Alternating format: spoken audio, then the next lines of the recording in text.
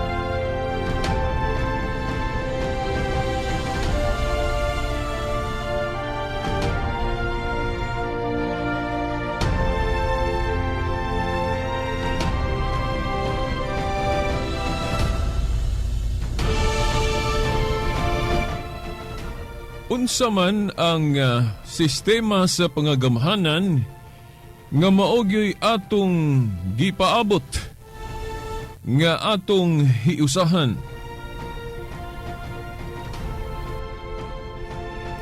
Diba sa atong panahon karon,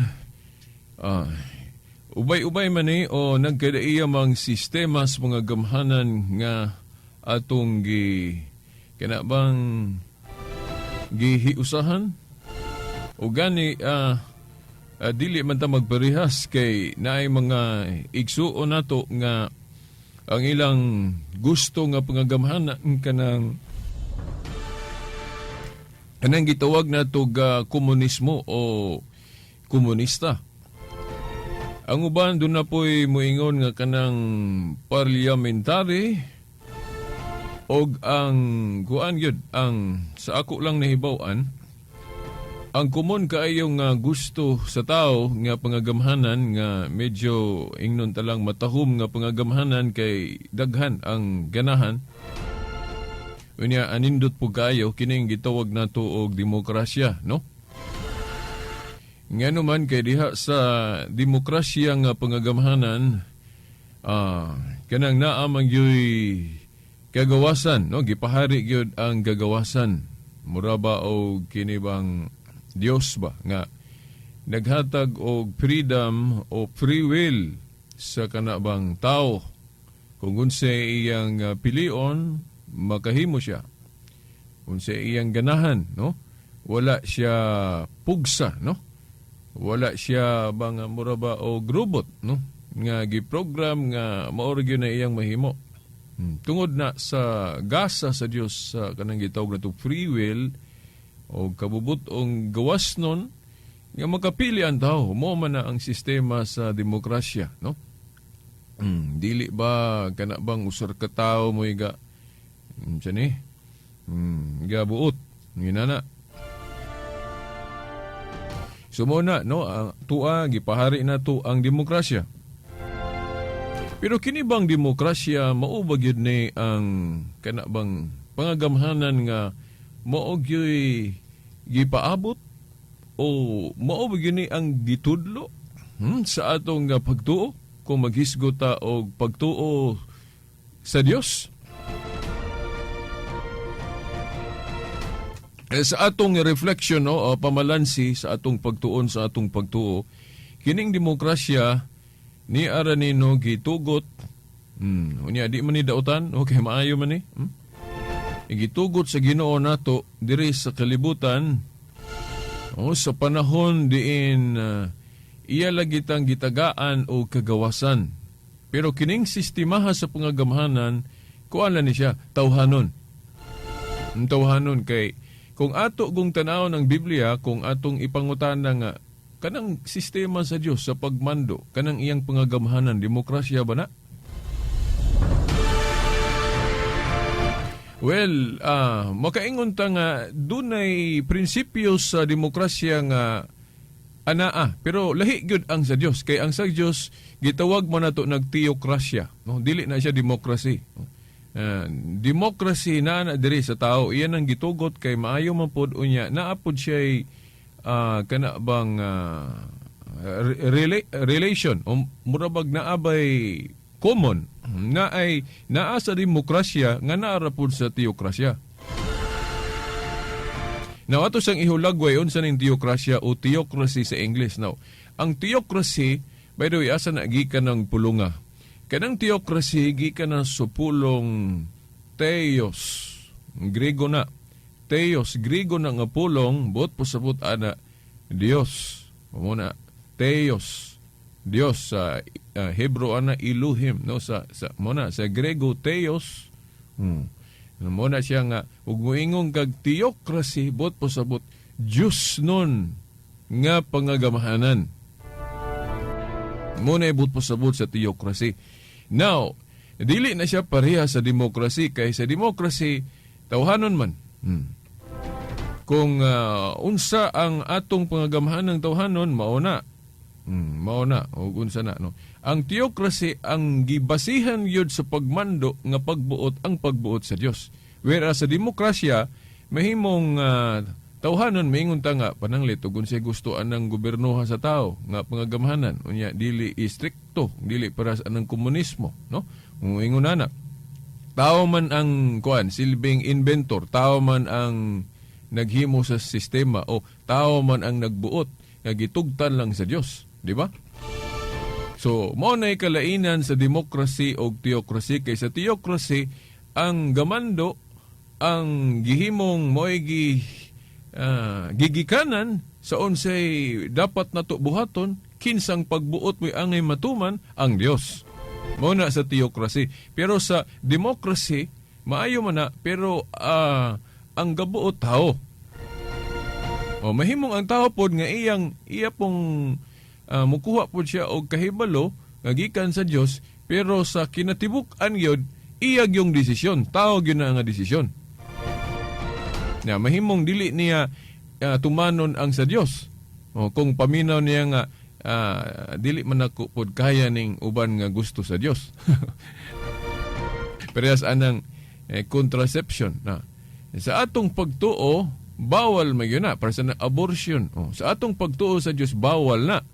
Pero sa pangagamhan ng tawhanon pwede na niya illegalize kung maingon siya nga okay ra ni. Di ba?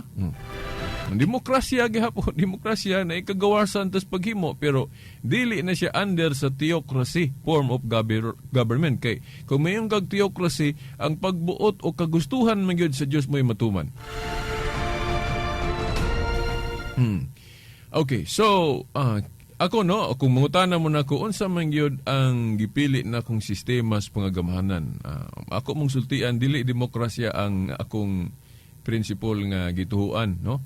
Mahimong nagtahod kus demokrasya kay naaman pod sa theocracy no sa pangagamhanan nga Dios nun nga ipatahod sab ang tawhanon nga pangagamhanan naamna sa Roma 13 uno ngadto sa 13 pero ang nganong i-priority gyud nako ning theocracy kay ang theocracy god makasigurado man ta nga maayo gyud. Okay, iya man sa Dios.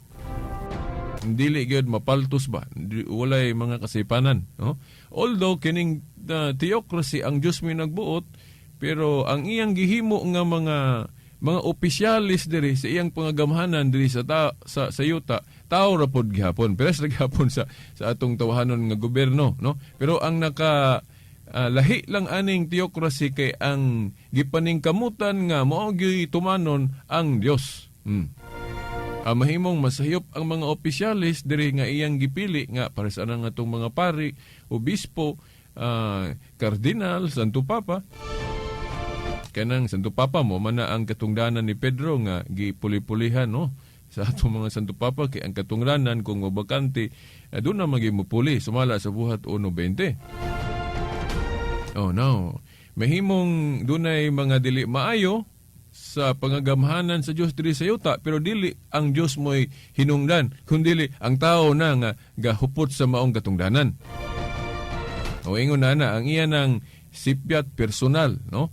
O pero kung ang balaod o ang kabubuton gikan sa Dios, kagustuhan sa Dios mo'y ipatuman anang pari ba o obispo ba Santo Papa, maayo pod. Dili masayo pod ang simbahan ana, no? Ang atong mga pari. Pero kung ang ila rapod, gikan rapod sa ilang kaugalingon, ibasira nila sa kalibutan o tawahanon, sipyat po sila. Muna, ang common lang aning democracy o theocracy, kining paghatag og kagawasan. Okay, ang Dios gahatag magkagawasan. Sa demokrasy, ana gihapon, dili na siya komunista. Kay komunista, grabe man to, mga grupo rang, pila lang katao nga mo dikta, no? Nga mauna, no? Lisod kayo, no? So, mauna nga, ang common sa demokrasy o theocracy nga naay kagawasan, dako kayo ang kagawasan sa mga tao. Dili blabihan ng kanabang dili diktadorya, no? Diktadorya. Sa theocracy ang Dios gahatag og kagawasan sa tao. Nga mahimong rebilde siya sa pagmando sa Dios, mahimo pong mutuman siya. Sa demokrasy naara gihapon ingon ana, pero ang demokrasy lang ang pagbuot lang gyud nakabase lang gyud sa tao. Sa tao nga mahimong sundo niya ang Dios, mahimo pong dili. Demokrasya gihapon. Di ba? Sa Dios naagihapoy paghatag og kagawasan, pero ang ideal, ang ingnon talang ang maayo, siyempre, ang pagsunod sa kabubuton sa Diyos. Dili itong pagrebelde.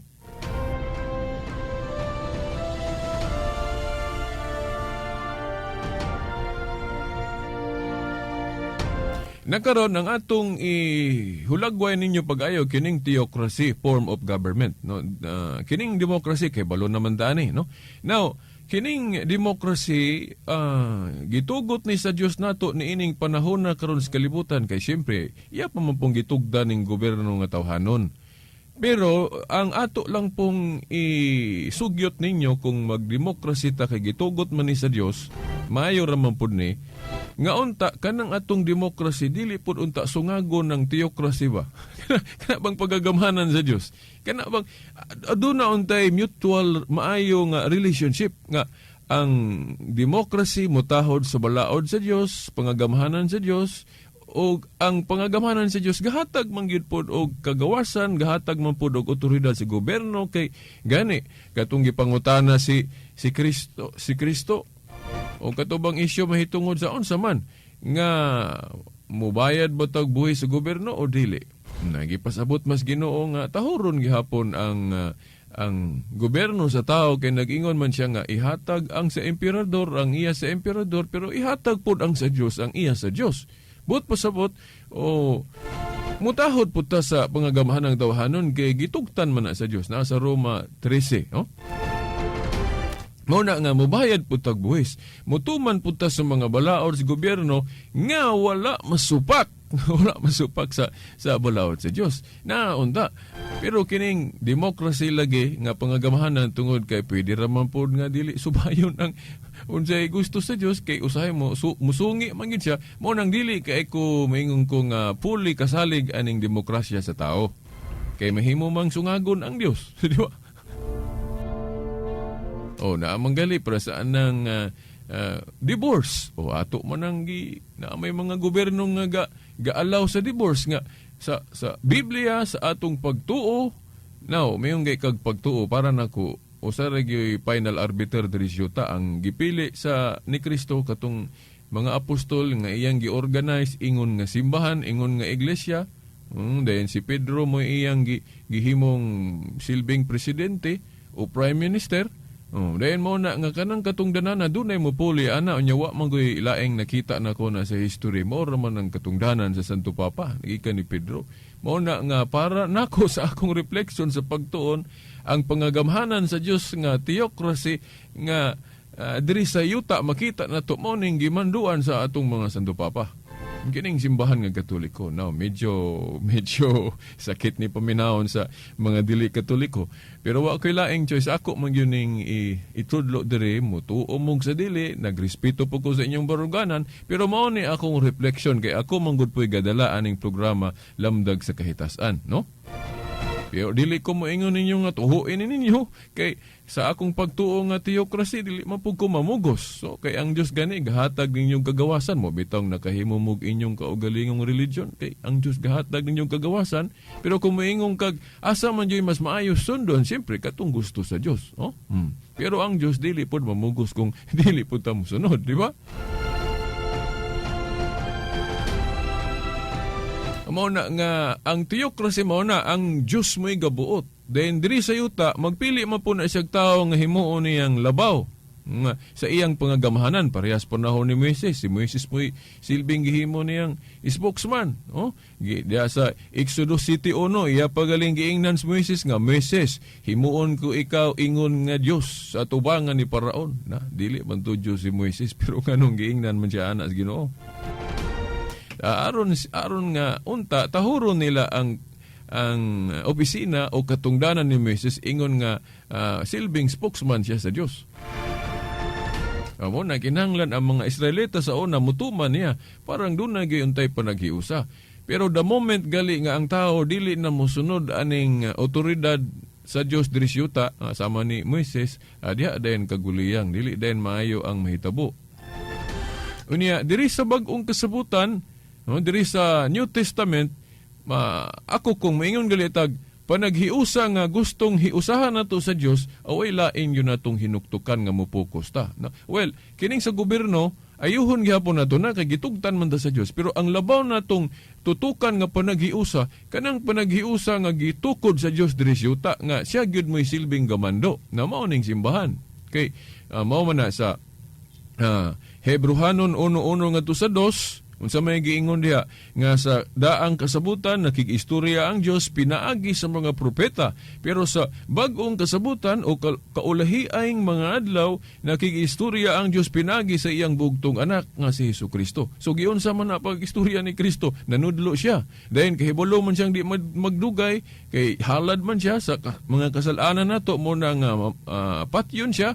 Oo, namatay gyud isip kabayranan sa ato mga kasalanan pero sa wala pa na niya himua nga natuman tong iyang kamatayon nag-organize sa gyud siya iglesia o pundo kay pagka tuman nga mamatay na siya then kinsa man day mo padayon sa iyang pagsangyaw may tungod sa gingharian sa Dios. Wala na mo padayon kung dili siya mopili og mga tao nga iyang iyang suguon sa pagpadayon sa pagsangyaw mahitungod sa gingharian sa Dios o moto iyang gipili mga apostoles. Dayon mingon ana man siya nga og mamatay ko din mabanhaw din mobalik na ko sa langit so ang akong pagkapango o pagkalabaw nga makita di naman pud makita kay tuan na ko sa langit mo nang mopili gyud kog taong makita nga silbing representative na ko mao na si Pedro. No, klaro kay sa Biblia. Una diha sa Mateo 16:18-19. Atong giingnan niya si Pedro, ihatag ko kanimo ang mga yawi sa gingharian sa langit, ang imong idili diri sa yuta, idili nako sa langit, ang imong itugot. Ano ba nagawa mo na sa pagka-leader?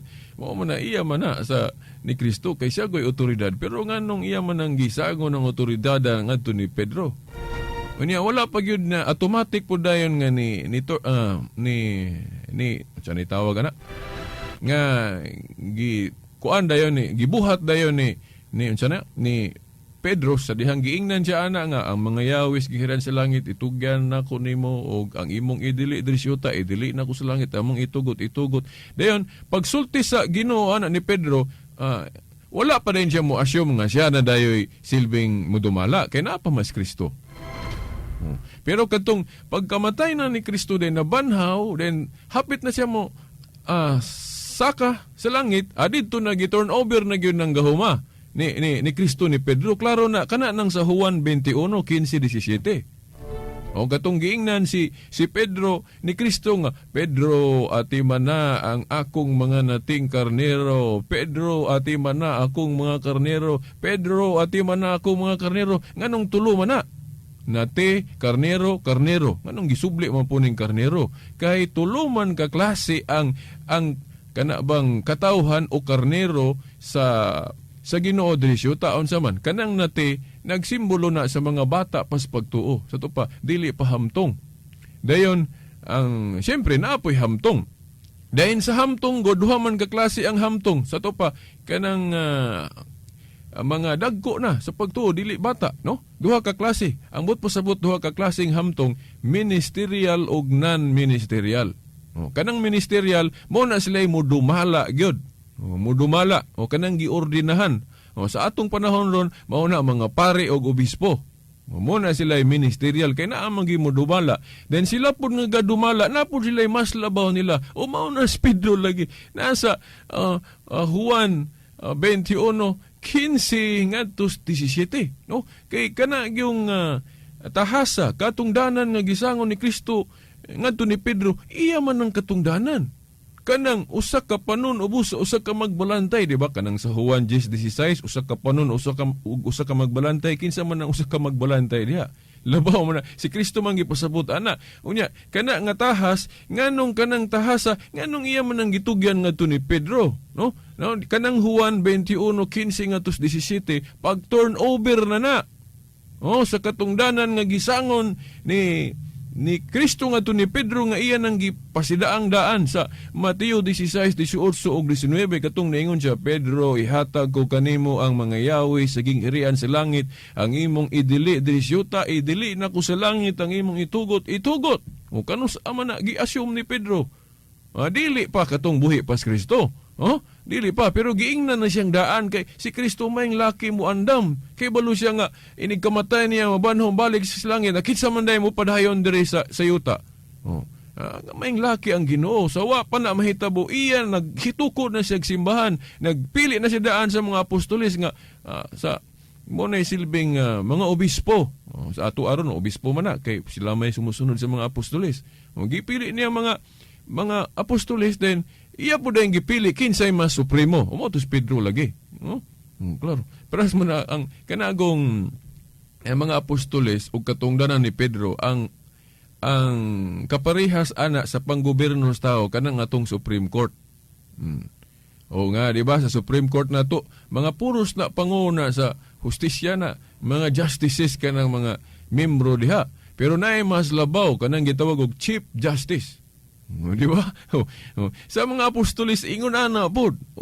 Mga labaw na sila, mga shepherds gyapon na sila, pero naay mas labaw. Nganong naay mas labaw nga shepherd? Tungod na anang Juan 10:16. Usa ka panon ubos sa usa ka magbalantay. Ambot pasabot diha chief shepherd. Mao na si Kristo. Pero kanang tahasa iyang gitugyan ngadto ni Pedro. Mao na nga ang theocracy karon, ang pangagamhanan sa Dios diri sa yuta, klaro kayong gipanguluhan na sa atong mga Santo Papa. Mao na kinahanglan kung maghisgot kay tag pagtuo, mo pailalom gid tas pagmando Santo Papa para matuman ang usa ka panon ubos usa ka magbalantay.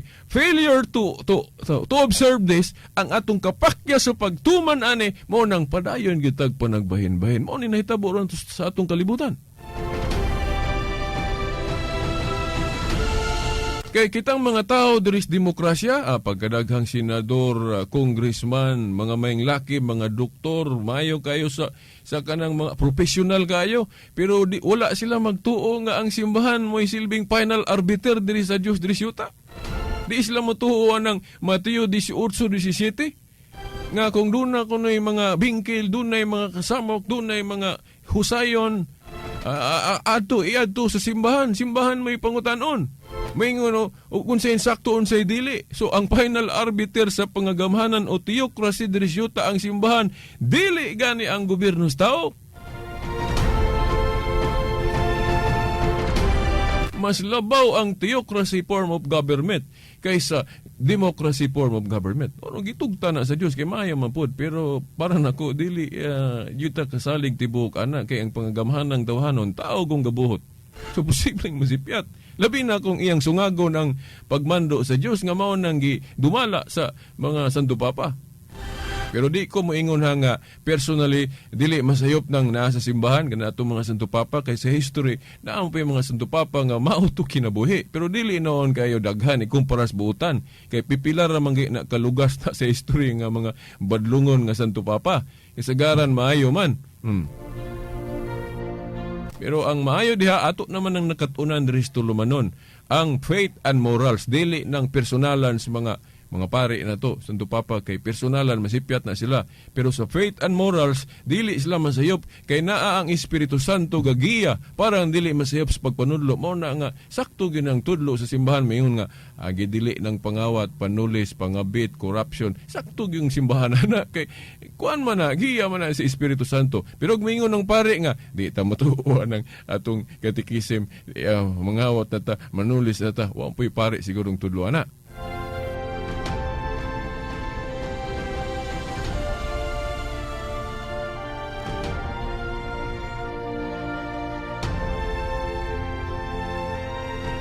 Mauna nga kung friend ta sa Facebook, di ba, akong ngan sa Facebook, Silbert Adriatico Dundoyano, pangitaan na ninyo, i-click niyo ng akong about nako, no? Di ba, kung moingon galig form of government, unsa pa na, si tawag, unsa to'y kuhan galig sa Facebook?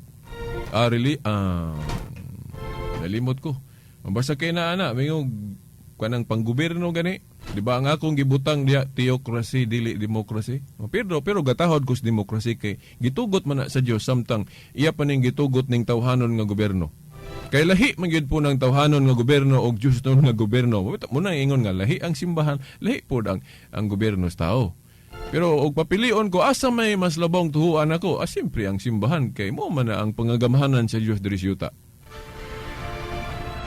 Nya naaraba sa buhat 5:29 nga giingon diha sa mga apostol nga it's better to obey God than men. Una nga superior gyud ang simbahan o pangagamhanan sa Dios kaysa pangagamhanan sa tao. Hadlo ko aning programa haron kung masuko ang gobyerno nako nawa ko'y mahimo. Kay muna atong nagatunan sa tong pagduo, no? Pero kung ang gobyerno mo tahod lang gyud sa pangagamhanan sa Dios, diwa man ni samok gyud unta ba? Hapsay man gyud ni atong atong kalibutan. Wa man gyud unta ng mga problema sa panagbahin-bahin. Kay wa pa ta mahuman aning isyuha at angin ninyo ugma pohon ang sumpay ani. Sa ngalan na lang sa atong mahal nga inahan, Mother Mary, mga kidagkuan sa atong simbahan, Dris Dipolog, sa pagdumala sa atong halandong obispo, Monsignor Severo Cairmari. Kini ang inyong alagad sa mong tulamanon lamdag sa kahitasan, Silbert Dondoyano Sr. alias Beredas, kauban sa atong mga amigo sa technical side, Expedito Ilumba o Danilo Lod, hangtod ugma pohon sa ngalan sa Amahan, sa Anak, sa Espiritu Santo. Amen. Kangit-ngit o mga suliran sa kalibutan, suliran sa mga kabataan, nagkadaiyang korupsyon sa katilingban, ug bisan sa atong simbahan, adiksyon o suliran sa droga, panagbahin-bahin sa katawhan, sa relihiyon o tinuhuan, o guban pang mga suliran, unsay mga hinungdan na ining tanan. Tungod ni ini nahimugso na tao kining tulumanon, lamdag sa kahitasan, tulumanon nga muayag, mubatbat o mutubag na ining tanan. Uban ni ining inyong sulugoon, Silbert Dunduyano alias Veritas. Lamdag sa kahitasan! Lamdag sa kahitasan! Ang maong tulumanon, inyong madungog madag adlaw. Lunes hangtod Sabado, sa may alas 6:30, ngadto sa alas 7 sa gabi. Ug sa adlawng Domingo, alas 2:30 ngadto alas 3 sa hapon.